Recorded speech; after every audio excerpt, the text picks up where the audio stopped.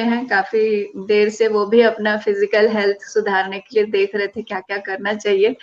और हम देखेंगे कि प्रेगनेंसी में जैसा तन वैसा मन, तो तन के बारे में तो अब आपने देख ही लिया कि what you should do and what you should not do. अब मन के बारे में बात करेंगे। तो जैसे आपका बेबी से आप मदर से बेबी को न्यूट्रिशन जो आप खाते हैं वो सारा कुछ मिलता है, तो वैसे ही आप जो सोचते हैं, आपका एनवायरनमेंट कैसा रहता है, आसपास की सिचुएशंस कैसी है और उसको आप कैसे डील करते हैं, that is the most important thing. और यही आज हमें मैडम बताएंगे कि प्रेगनेंसी में हमें क्या नहीं करना है। Thank you ma'am. Now the floor is all yours. नमस्ते, मैं हूँ, मेरी आवाज आ रही है? Yes ma'am. Yes, नमस्ते, ma'am. मैं हूँ डॉक्टर वर्षा वर्वनकर।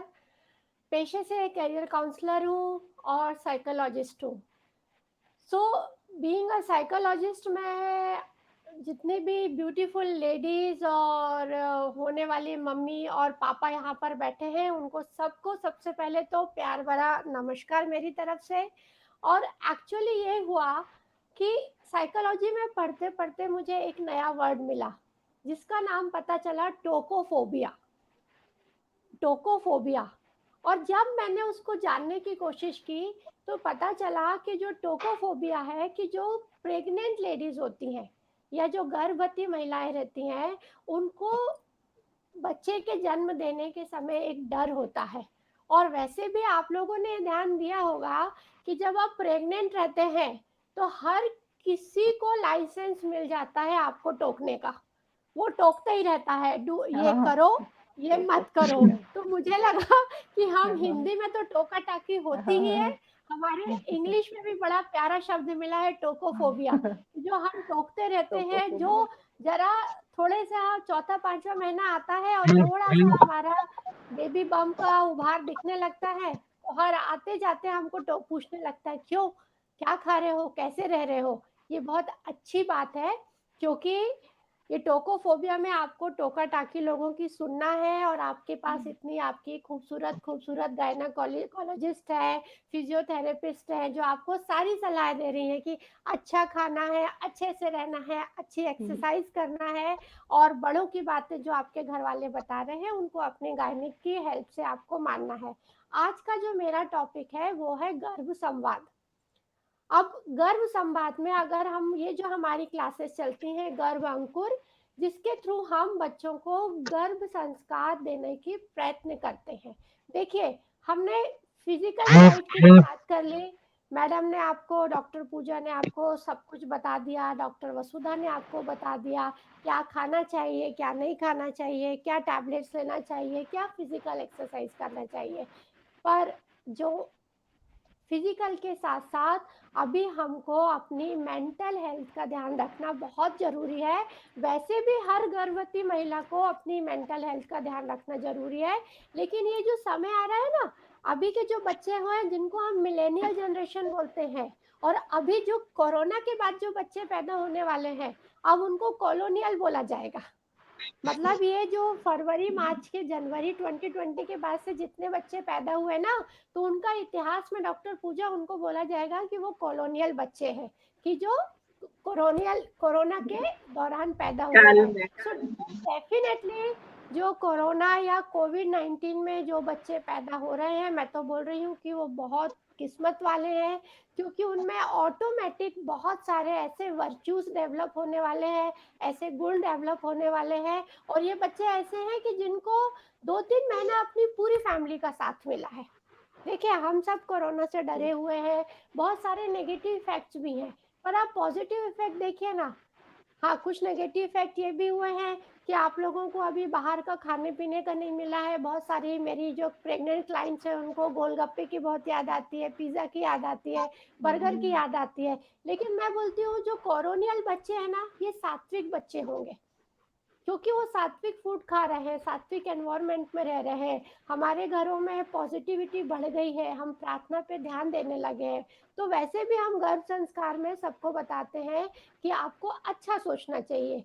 क्यों अच्छा खाना चाहिए, आपके डॉक्टर ने बताया, पर आपकी साइकोलॉजिस्ट बता रही है कि आपको अच्छा सोचना चाहिए, क्योंकि आप जब अच्छा खाते हो तो आपकी गर्भनाल के थ्रू वो खाना बच्चे को पहुंच रहा है।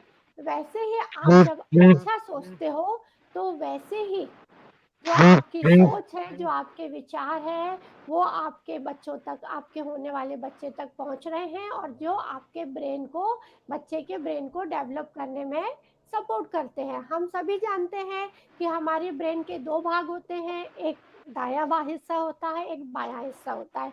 जो बायाँ हिस्सा होता है वो तर्क शक्ति को बढ़ावा देता है, अंकों से संबंधित उसका काम होता है, और जो हम लॉजिक पोर्शन होता है वो बायाँ हिस्सा रहता है। और जो दायाँ हिस्सा रहता है उससे हमारी क्रिएटिविटी बढ़ती है, हमारा इमेजिनेशन बढ़ता है।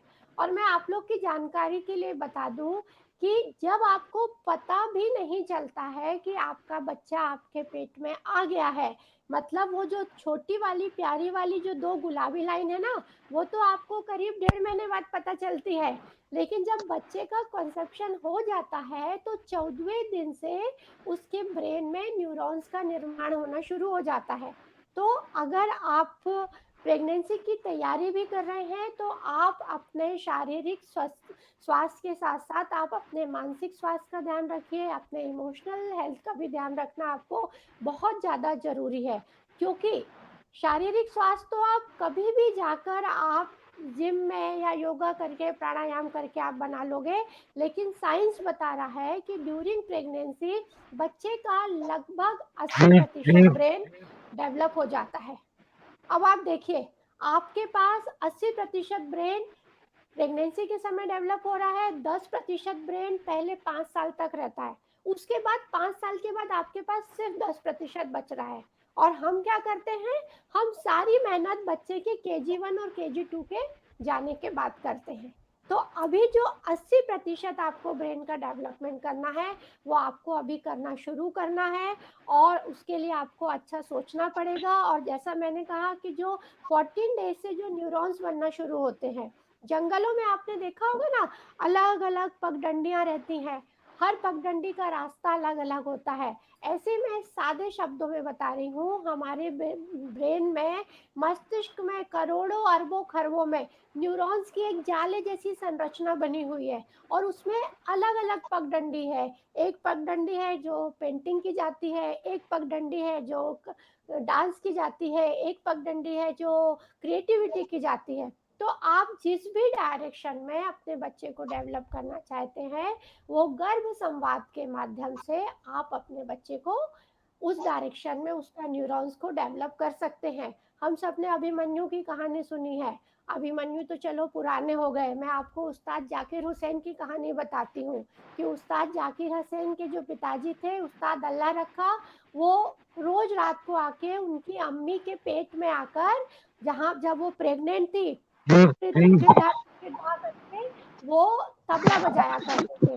तो जब जाकिर हुसैन जी से पूछा गया कि आपने तबला बजाना कब सीखा, तो जाकिर हुसैन ने बोला कि जब मैं अपनी माँ के गर्भ में था। अगर ऐसी बहुत सारी हमारी कहानियां हो, चाहे वो सोनू निगम की हो, चाहे वो उस्ताद जाकिर, चाहे शिवाजी की है। आज शिवाजी को दुनिया याद करती है, जीजाबाई को दुनिया याद करती है। तो जीजाबाई ने बचपन, जब उनका बच्चा प्रेग्नेंट था तभी उन्होंने, जब वो प्रेग्नेंट थी, बच्चा उनके गर्भ में था, तभी उन्होंने सोच लिया था कि मुझे ऐसा बच्चा बनाना है जो मुगल साम्राज्य को टक्कर दे। मतलब संकल्प से सृष्टि बनती है, आपकी सोच से सृष्टि बनती है। आप जैसा सोचेंगी वैसा ही आपका बच्चा बनेगा। और उसके लिए आपको क्या करना पड़ेगा, अपने बच्चे से रोज गर्भ संवाद करना पड़ेगा। और गर्भ संवाद मतलब एक कम्युनिकेशन आपके बच्चे के साथ में आपको करना बहुत ज़्यादा ज़रूरी है।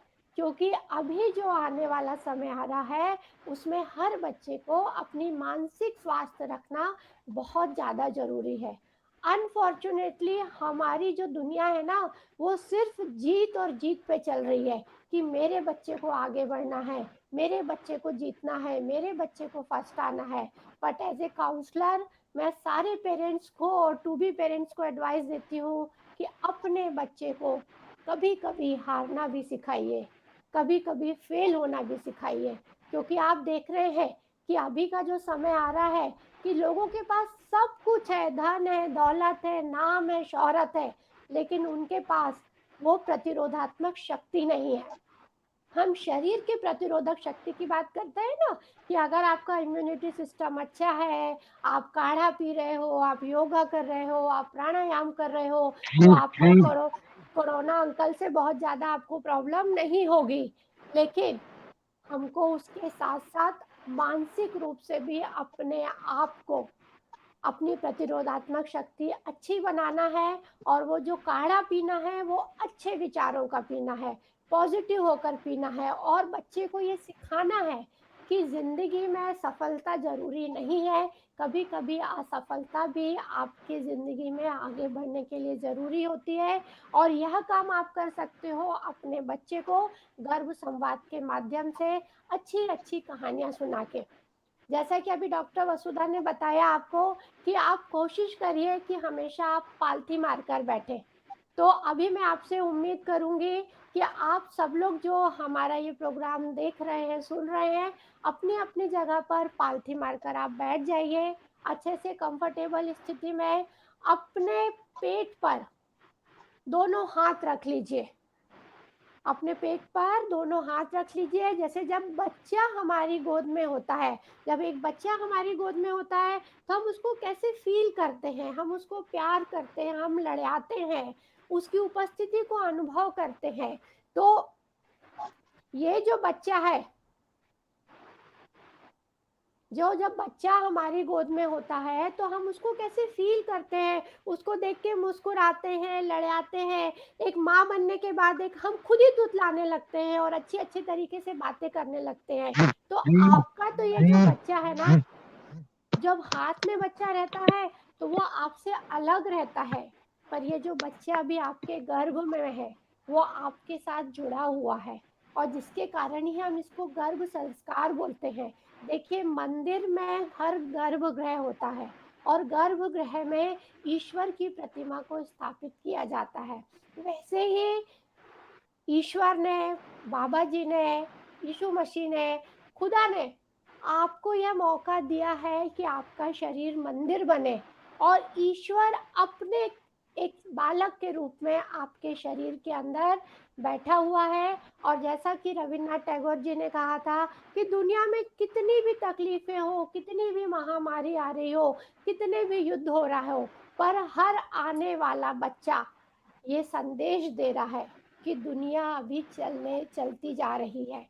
कोरोना में सब कुछ बंद हो गया, लॉकडाउन हो गया था, इवन हमारे हॉस्पिटल्स भी बंद हो गए थे, ऑपरेशन जो ज़रूरी थे वही किए जा रहे थे, बाकी स्कूल्स बंद हैं, मॉल बंद है, सब है। लेकिन डॉक्टर पूजा बताइए, डिलीवरी होना बंद हुई क्या? नहीं, बिल्कुल डिलीवरी, नहीं। हाँ, बढ़ गए। डिलीवरी अपने टाइम पर होती रही। भगवान, कोरोना ने मंदिर बंद कर दिया, मस्जिद बंद कर दिया, चर्च बंद कर दिया, पर जो ईश्वर माँ के गर्भ में बैठा था अपने रूप में आकर, उसने बोला कि नहीं, मैं तो दुनिया में आऊँगा, क्योंकि मुझे लोगों को बताना है कि दुनिया में अभी आशा और विश्वास ज़िंदा है। तो अपने दोनों हाथ अपने गर्भ पर रखिए, और उस बच्चे को फ़ील करिए, उसको दिल से फ़ील करिए कि मेरा बच्चा। और अगर जैसा कि डॉक्टर वसुधा ने भी बताया कि आप फ़िज़िकल एक्सरसाइज़ जब अपने पति के साथ मिलकर करते हैं, तो एक तो एक-दूजे का साथ है, उसमें देखकर ऑटोमेटिक ही आप में पॉज़िटिव हार्मोन्स आ जाते हैं। तो कोशिश करिए कि एक हाथ अगर आपके पति हैं साथ में, तो एक हाथ आप अपना बच्चे के गर्भ पे रखें, दूसरा हाथ अपने पति को रखने के लिए बोलें, ताकि बच्चे को, होने वाली बेबी को आप एक कॉन्फिडेंस दिला सकें कि नहीं, चाहे कुछ भी हो जाए, हमारे मम्मी-पापा दोनों हमारे साथ में हैं। और बच्चे को चाहिए क्या?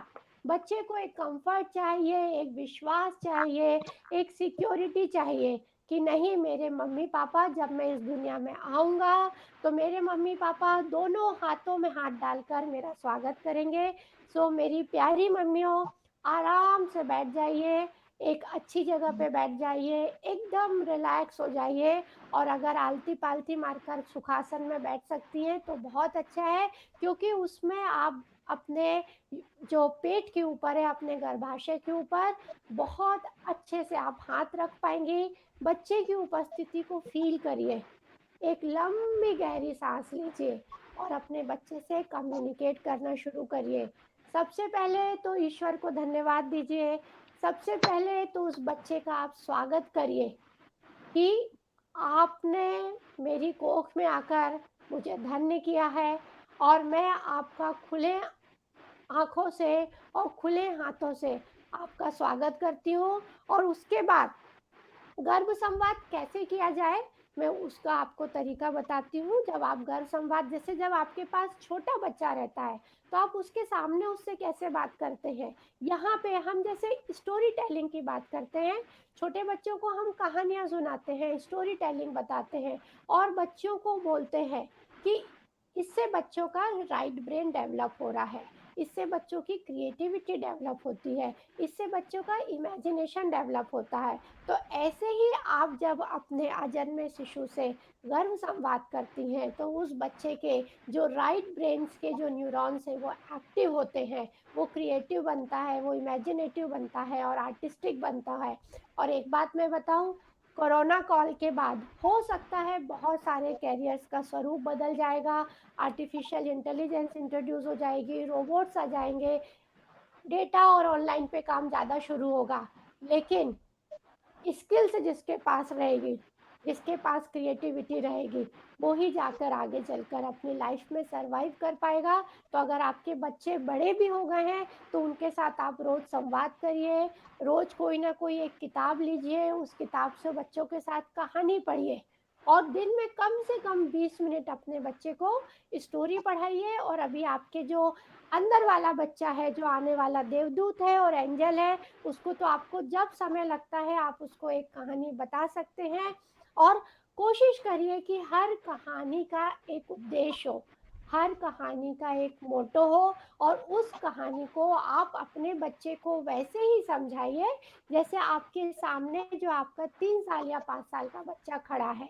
हम लोग जो दैविक गुणों की बात करते हैं, हर व्यक्ति में लगभग 35 से 40 दैविक गुण होते हैं। मतलब आप लोगों की भलाई कर सकते हैं, आप आज खुश रह सकते हैं, आप शांत रह सकते हैं, आप समझदार रह सकते हैं, आप लोगों के लिए एम्पैथेटिक होते हैं। तो हमारे यहाँ बहुत सारी नैतिक कथाएं हैं, रामायण है, गीता है, महाभारत है, आप जिस भी धर्म के हो, हमारे पास ऐसी बहुत सारी नैतिक कहानियां हैं। तो जैसे हम छोटे बच्चों को समझाते हैं वैसे ही आपको यहाँ पे इमेजिन करना है कि बच्चा आपकी गोद में है और आप बच्चे को कहानी सुना रहे हैं। जैसे चलिए मैं आपको एक कहानी सुनाती हूँ। अब तक आप लोग बैठ गए होंगे, सेटल हो गए होंगे, अपने दोनों हाथ अपने पेट पे रखिए और बच्चे की उपस्थिति को अनुभव करिए और बच्चे को ये बताइए कि आज डॉक्टर वर्षा आंटी आई हैं जो तुमको अच्छी अच्छी कहानियां सुनाएंगी। तो जब बच्चे, देखिए कि बच्चे क्या रिएक्ट करते हैं। तो आज मैं आपको कहानी बताती हूँ कि कामयाबी का रास्ता क्या होता है। तो मेरे प्यारे बच्चों, मैं आपको ये बताती हूँ कि एक बार एक मूर्तिकार रास्ते से कहीं जा रहा था। रास्ते में उसे पत्थर का एक टुकड़ा मिला। वो पत्थर को देखकर उसके मन में मूर्ति बनाने की इच्छा जागृत हुई।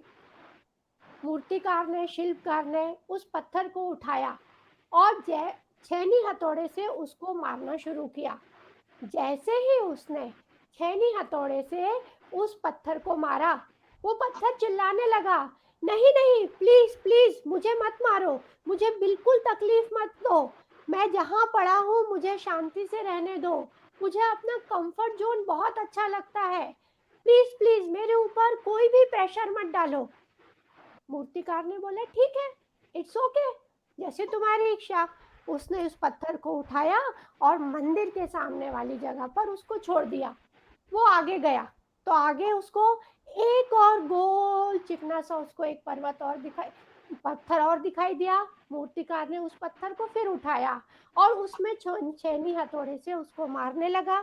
और मारते मारते जब उसने मारा तो उस गोल चिकने पत्थर ने कुछ नहीं बोला। वो मूर्तिकार की ताड़ना को सहन करता रहा। वो छेनी हथौड़ा मारता रहा, धीरे धीरे धीरे धीरे धीरे कोशिश करता रहा, और उसमें से बहुत प्यारी लड्डू गोपाल की उसने मूर्ति बनाई। आप जानते हो लड्डू गोपाल कौन है? लड्डू गोपाल जो हमारे देवघर में भगवान कृष्ण के छोटे रूप में हमारे यहाँ पूजा की जाती है, और उनको तुम्हारी दादी रोज सुबह सुबह दूध और मिश्री का भोग लगाती है। अब तुम मेरे से पूछोगे कि लड्डू गोपाल की पूजा क्यों की जाती है? तो बेटा, हमारे यहाँ जब शादी ब्याह होती है ना, तो हर लड़की को लड्डू गोपाल की एक मूर्ति दी जाती है कि बेटा तुम अपने देवघर में जाकर ससुराल में लड्डू गोपाल की मूर्ति रखना। लड्डू गोपाल कृष्ण भगवान का रूप होते हैं, और कृष्ण भगवान उस लड़की के नए घर में जाकर उसकी रक्षा करते हैं। तो लल्ला क्या हुआ, उस पत्थर से बहुत सुंदर लड्डू गोपाल की मूर्ति बन गई।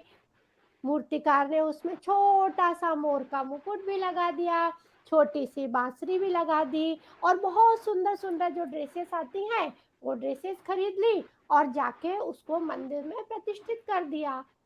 और जानते हो क्या हुआ?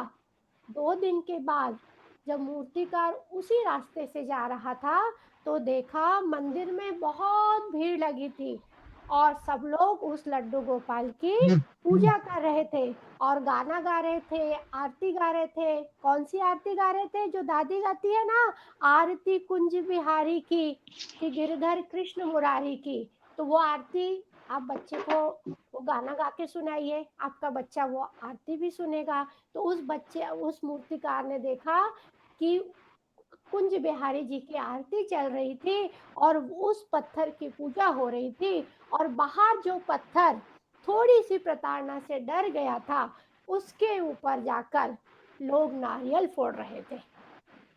तो बच्चों, इस कहानी से हमको ये शिक्षा मिलती है कि अगर आपने थोड़ी सी प्रताड़ना और थोड़ा सा कष्ट सहन कर लिया, तो आप मंदिर में लड्डू गोपाल की मूर्ति के रूप में प्रतिष्ठित हो सकते हो, और अगर आपने प्रताड़ना सहन नहीं की, तो आपको मंदिर के बाहर किसी भी कोने में फेंक दिया जाएगा, जिसका कोई इम्पोर्टेंस नहीं रहेगा, और लोग आपके ऊपर पैर रखेंगे और आपके ऊपर नारियल फोड़कर चले जाएंगे। तो मेरे प्यारे बच्चों, इस कहानी से आपको ये सीखना है कि आने वाली जिंदगी में बहुत संघर्ष आएंगे, तकलीफें बहुत होंगी, लेकिन अगर तुम तकलीफों से घबरा जाओगे तो तुम नारियल वाले पत्थर बन जाओगे। तो बेटा, मैं चाहती हूँ कि तुम तकलीफों का सामना हंसकर करो और अच्छे से करो। तो देखा, आपने इस कहानी से 3 या 4 मिनट की कहानी से आपने अपने बच्चे को क्या बताया कि जिंदगी में अगर कामयाब होना हो, तो जैसे एक वृक्ष है, बड़ा होने के लिए धूप सहन करता है, गर्मी सहन करता है, बारिश सहन करता है, अंधर सहन करता है, वैसे ही जिंदगी में अगर आपको मानसिक स्वास्थ्य अच्छा रखना हो, तो सुख और दुख, चुनौतियां, हार और जीत तो हमेशा आती ही रहेंगी। कैसी लगी कहानी? अगर आपको ये कहानी पसंद आ रही है तो आप लाइक बटन करिए, आपको डेफिनेटली आपको पसंद आएगा। एक दूसरी कहानी और बताती हूँ।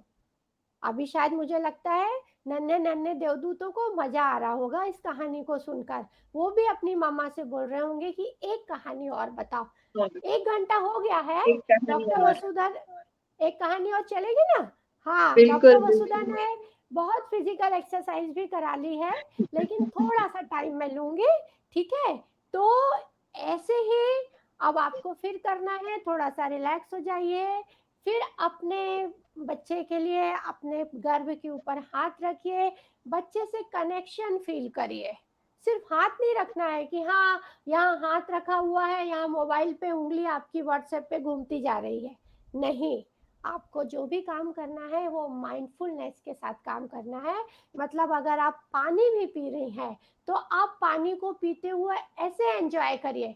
आप हंसोगे कि क्या पानी पीते हुए एंजॉय किया जा सकता है? हाँ, आप पानी पीजिए और इमेजिन करिए कि पानी आपके गले के नीचे से जा रहा है, और आप बिलीव करिएगा कि आप 2-3 बार माइंडफुलनेस की एक्सरसाइज से आप पानी पिएंगे ना, तो जो पानी की ठंडक है वो आपको गले में महसूस होगी। तो माइंडफुलनेस मतलब आप जो भी काम कर रहे हैं, आप उस पर फोकस कर रहे हैं, और आप जब फोकस करेंगे तो आपका बच्चा आपको देख रहा है कि हाँ, मम्मी जब मुझे कहानी सुना रही है, तो मम्मी मुझे माइंडफुलनेस से कहानी सुना रही है, तो मम्मी कॉन्सेंट्रेट होकर काम करती है, मम्मी फोकस होकर काम करती है। आप अपने बच्चे के लिए रोल मॉडल है। आप जो सोचेंगी, जो आप बोलेंगी, आप जो करेंगी, वैसा ही आपका बच्चा आपको देख रहा है, वो कर रहा है। वो हम बोलते हैं कि बच्चा सुनना शुरू कर देता है, बच्चा फील करना शुरू कर देता है। तो बच्चा आपके शरीर के सारे इमोशंस को फील कर रहा है। तो अगर आपने मोबाइल हाथ में ले लिया है तो मोबाइल साइड में कर दीजिए, और फिर से सुखासन में बैठ जाइए, और पेट के ऊपर दोनों हाथ रख लीजिए, और बच्चे की उपस्थिति को फील करिए। नहीं अगर आप फील कर पाते हैं तो आप लंबी गहरी सांस लीजिए। इमेजिन करिए कि बच्चा आपके दोनों हाथों में साक्षात देवदूत के रूप में आपको खड़ा हुआ है, और आप उसको कहानी बता रहे हैं। और ये कहानी है शांति की खोज। कहानी का शीर्षक क्या है बच्चों? इस कहानी का शीर्षक है शांति की खोज। एक बार एक राजा ने दो चित्रकारों को बुलाया, और चित्रकारों से बोला कि मैं चाहता हूँ कि तुम एक ऐसी पेंटिंग बनाओ जिसमें आपको शांति दर्शाई जा सके। उस पेंटिंग को देखते हुए मुझे ये लगे कि हाँ, इस पेंटिंग से हमको सबको शांति का संदेश प्राप्त हो रहा है। राजा ने दो पेंटर्स को बुलाया था। उन पेंटर्स की बहुत सारी टीम थी, तो उन्होंने राजा ने दो पेंटर्स को बुलाया था, और उस पेंटर्स की बहुत सारी टीम थी। उन्होंने अपनी टीम के सारे मेंबर्स को बुला लिया, और उनको बोला कि अब आप लोग ऐसी पेंटिंग बनाओ कि उस पेंटिंग को देखकर आपके मन में ये भाव आए कि हाँ, यह पेंटिंग देखकर हमको शांति का भाव हमारे मन में आ रहा है। ये इससे एकदम दिख रहा है कि हाँ, एकदम शांत स्थल की पेंटिंग है। बहुत पेंटर्स आए, सबने अलग अलग तरीके से पेंटिंग बनाई। बच्चे तुम सुन रहे हो ना? सो तो नहीं गए हो ना? थोड़ा सा पेट पे टैप भी कर दीजिए, थोड़ा बच्चे को जागृत बना के रखिए। तो सभी पेंटर्स ने अलग अलग तस्वीर बनाई। राजा ने उसमें से दो पेंटिंग को सिलेक्ट कर लिया। और दो पेंटिंग कैसी थी? एक पेंटिंग ऐसी थी कि झील का स्वच्छ पानी, एकदम सफेद और स्वच्छ और नीला पानी बह रहा था। जैसा अभी कोरोना में हो गया है ना, सारी झीलें प्रदूषण रहित हो गई हैं, नीचे तक हमको नीला पानी दिखाई दे रहा है। तो झील का पानी एकदम शांति से, नदी का पानी नीला सफेद ऐसा पानी बह रहा था।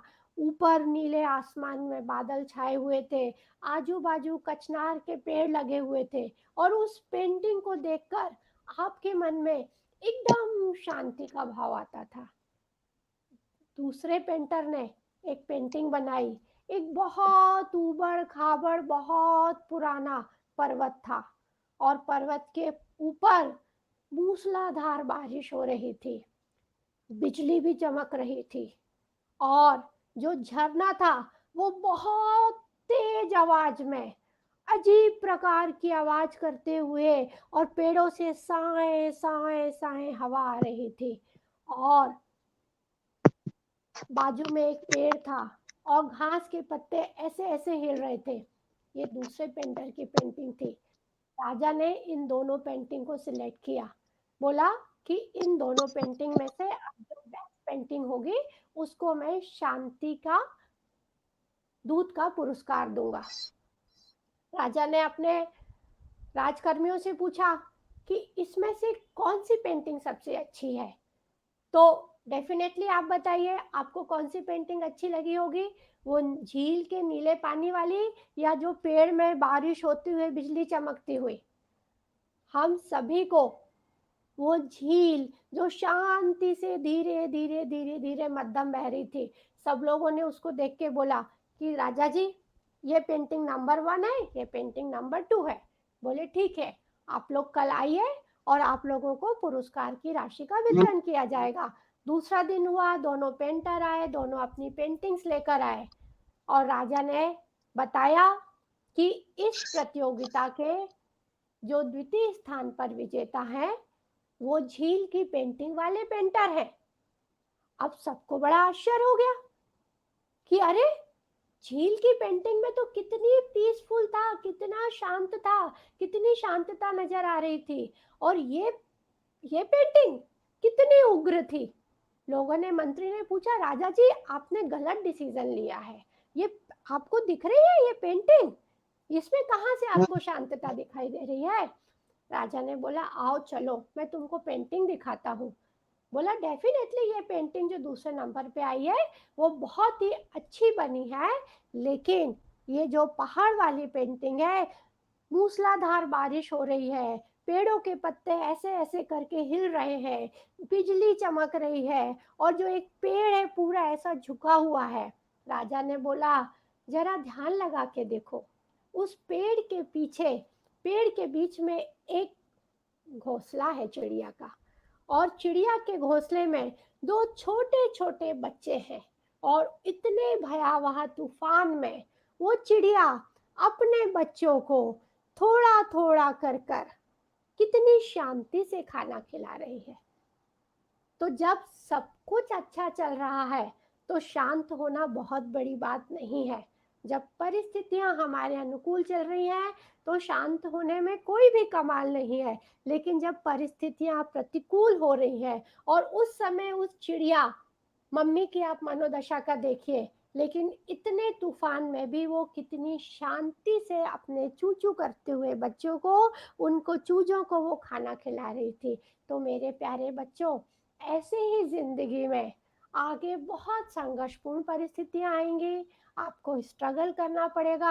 आप पढ़ाई करोगे, कई बार आपके मनमाफिक नंबर नहीं मिलेंगे, इवन आप पढ़ाई करोगे और कोरोना का समय आ गया तो आपका रिजल्ट आएगा कि नहीं ये भी आपको नहीं पता चलेगा। तो ऐसी लाइफ में बहुत सारी अनसर्टेनिटी जिंदगी में चलती रहेंगी, लेकिन इस अनसर्टेनिटी के साथ, इस अनिश्चितताओं के साथ अगर आप शांत होकर अपना काम कर पाएंगे, तभी आप जिंदगी में शांत हो पाएंगे, और आप जब शांत हो पाएंगे तो आपका बच्चा भी शांत होगा। तो मेरी प्यारी मम्मियों, आज के लिए बस इतना। दो कहानियां, मुझे उम्मीद है आपको ये गर्भ संवाद में दो कहानियां जरूर पसंद आई होंगी। तो अपने बच्चों के साथ, अपने होने वाले बच्चे के साथ, अगर आपका ये पहला बच्चा है तो आप पति पत्नी दोनों मिलकर, हो सकता है आपको मेरी जैसी जितनी कहानियां नहीं आती हो, आप मुझसे भी संपर्क कर सकते हो कहानी सुनने के लिए। नहीं तो आपके पास अमर चित्र कथा है, आपके पास कॉमिक्स है, आपके पास चंपक है, आपके पास नंदन है। जरूरी नहीं है कि हम अपने बच्चों को महाभारत की कहानी सुनाए, रामायण की कहानी सुनाए।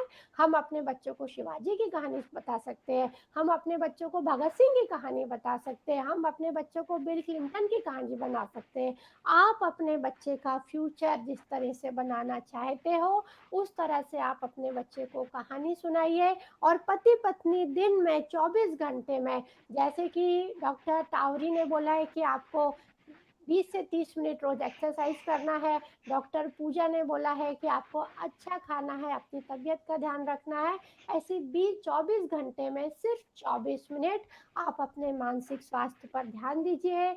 खुश रहिए, अच्छा सोचिए, और सामने वाला अगर अच्छा आपके प्रति नहीं सोच रहा है तो बिल्कुल भी रिएक्ट मत करिए, उनको जस्ट इग्नोर करिए।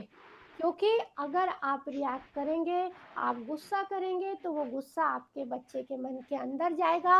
और हमारा प्रयास है कि हम अपने बच्चे को शांत बनाए, समझदार बनाए। तो गर्भ संवाद कम से कम दिन में 20 से 25 मिनट अपने बच्चे के साथ मिलकर, अगर पति पत्नी मिलकर कर सकते हैं तो करिए। अगर आप इस एक्शन करके, आप इमोशन के साथ अगर कर सकते हैं तो बहुत अच्छी बात है। नहीं कर सकते हैं तो आप एक किताब लेकर उस किताब को अगर आप सिर्फ पढ़ते भी हैं तो पढ़ते भी हैं तो वो बच्चे के आपके अनबॉर्न बेबी है जो अंदर आपका देवदूत बैठा है उसके कान में जाएगा, वो सुनेगा और उसके जो ब्रेन के न्यूरॉन्स है वो उस डायरेक्शन में काम करेंगे और उसकी क्रिएटिविटी बढ़ेगी।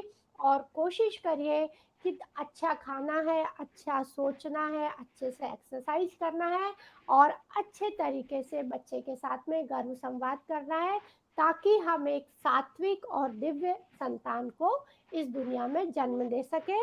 तो आज के लिए बस कहानी इतनी।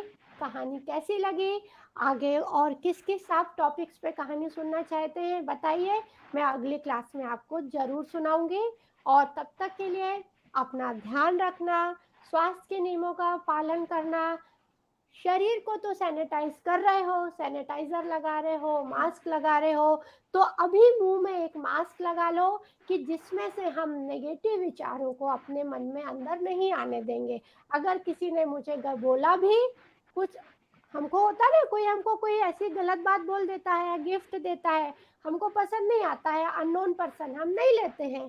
तो ऐसे ही आपके घर में भी अगर आपके घर का कोई सदस्य किन्हीं कारणों से आपको कुछ अपशब्द बोल दे रहा है तो मुंह में मास्क लगा हुआ है तो मास्क से आपको नेगेटिव विचारों को अपने मन के अंदर नहीं आने देना है और अपने मन को सैनिटाइज करना बहुत ज़्यादा ज़रूरी है।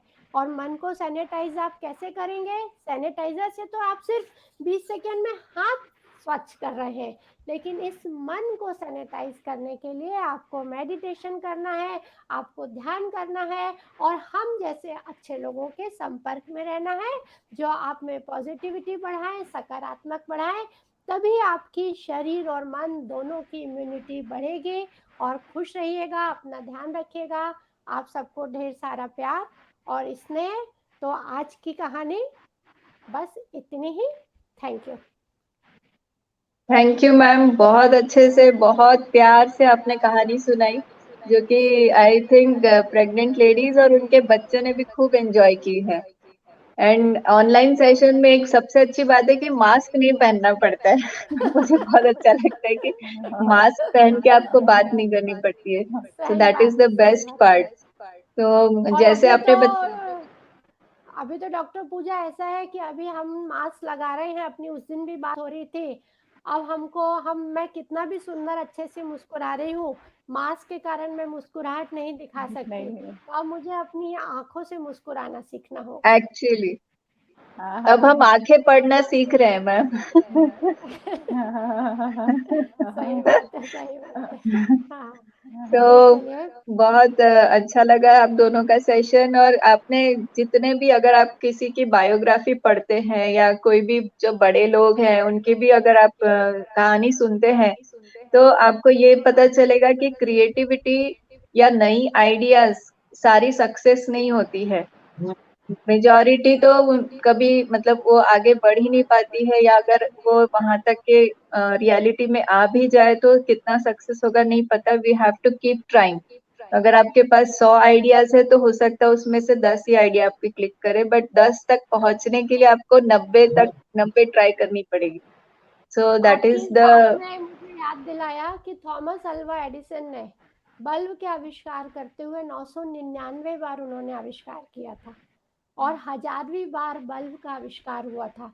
तो जब उनसे पूछा गया कि आपने इस पूरी घटना से क्या सीखा, तो एडिसन जी ने कहा कि मैंने यह जाना कि 999 ऐसे तरीके हैं जिनसे मैं बल्ब का आविष्कार नहीं कर नहीं सकती। कर सकते तो आप लोगों का ये जो प्रयास है बहुत सराहनीय है और मुझे लगता है कि मेरे बच्चों के समय मुझे इतनी अच्छी अच्छी गायनेकोलॉजिस्ट और इतनी मेरी फिजिकल एक्सपर्ट ट्रेनर मुझे नहीं मिल पाई तो पर मैं होपफुल हूँ कि मैं हमको अपने भी लगता है ग्रैंड आपके पास क्यों नहीं आए हम नहीं, अभी हम सीख रहे हैं, अभी हम बहुत सी अच्छी बातें सीख रहे हैं मैडम से जो कि कोरोना काल में हमें फॉर फ्यूचर। क्रिएटिव और एक्टिव रहने में हेल्प कर रही है। So it is always nice to be around nice people. So exactly. या तो बहुत अच्छा है। अगर आपके और भी कोई सेशंस के कुछ टॉपिक्स अगर आपको लगता है कि वी शुड कवर इट तो प्लीज पोस्ट करिए, टॉपिक टेक्स्ट करिए, कमेंट करिए एंड शेयर करिए if you like this session. So please share and spread this awareness what we are meant to be. Means हमारा कोई इसमें शेयर अवेयरनेस स्प्रेड करने का ही एक मेन उद्देश्य है कि सारी प्रेग्नेंट लेडीज जो घर बैठी हैं, अटकी हैं, अपने डॉक्टर के पास नहीं जा पा रही हैं या चेकअप नहीं करा पा रही हैं, तो उन्हें हम अवेयर कराएं, ताकि ये ऑनलाइन सेशन का एक बहुत बड़ा बेनिफिट है कि it has no boundaries, so you can see it from abroad. और हमारे कुछ दर्शक है भी जो अब्रॉड से देख रहे हैं अभी, जो हमारी फ्रेंड्स है जो कि हमारे कनेक्शन में है। So thankful to this online connectivity during this corona pandemic, जिसकी वजह से ये संभव हो पाया। So thank you all and stay tuned for our next session next Saturday 4 p.m. हम बात करेंगे मम्मी मेकओवर पे, जो कि अभी तक के हमने प्रेगनेंसी के बारे में बात की थी, अब हम डिलीवरी के बाद फिर से शेप में आने की बात करेंगे, अंदर से, बाहर से, स्किन से, बालों से, सभी तरह से। So thank you very much. Thank you Varsha ma'am, thank you Vasudha, thank Ma'am, Thank thank you. you.